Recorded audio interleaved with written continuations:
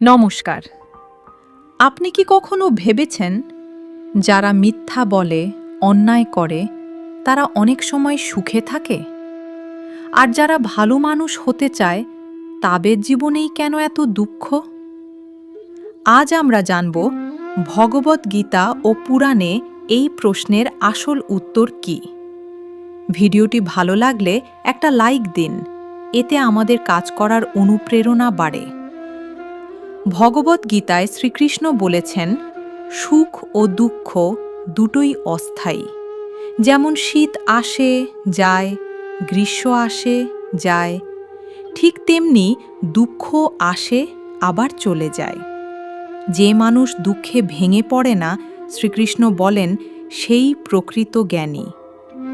দুঃখ আমাদের দুর্বল করতে আসে না, দুঃখ আসে আমাদের শক্তিশালী করতে। পুরাণে বলা হয়েছে দুঃখের প্রধান কারণ হল কর্ম। এই জীবনের কর্মই নয়, পূর্বজন্মের কর্মও এই জীবনে ফল দেয়। তাই অনেক সময় দেখা যায় ভালো মানুষও দুঃখ পায়। মনে রাখবেন, ঈশ্বর দুঃখ দেন না, কর্ম নিজেই তার ফল দেয়। আপনি যদি এখন পর্যন্ত ভিডিওটা দেখছেন, তাহলে নিশ্চয়ই এই কথাগুলো আপনার মনে ছুঁয়েছে। এই ধরনের গীতা, পুরাণ আর জীবনের গভীর সত্য জানতে এখনই চ্যানেলটি সাবস্ক্রাইব করুন এবং পাশে থাকা বেল আইকনটি চাপুন।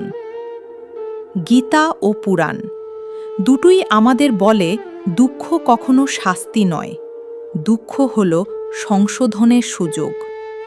যেমন আগুন সোনাকে নষ্ট করে না, আগুন সোনাকে খাঁটি করে। ঠিক তেমনি দুঃখ মানুষের অহংকার ভাঙে এবং ভগবানের দিকে ফেরায়। যদি আজ আপনার জীবন কষ্টে ভরা হয়, তাহলে মনে রাখবেন, আপনি শাস্তি পাচ্ছেন না, আপনি প্রস্তুত হচ্ছেন। কারণ সবচেয়ে শক্ত মানুষই সবচেয়ে বড় দুঃখের ভেতর দিয়ে যায়।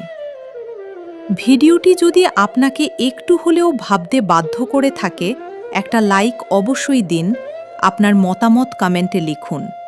আপনি কি মনে করেন, দুঃখ শাস্তি না শিক্ষা? এই ভিডিওটি আপনার কোনো প্রিয় মানুষের কাজে লাগতে পারে মনে হলে দয়া করে শেয়ার করুন। এমন আধ্যাত্মিক ও জীবন বদলে দেওয়া ভিডিও পেতে চ্যানেলটি সাবস্ক্রাইব করুন। হরি ওম।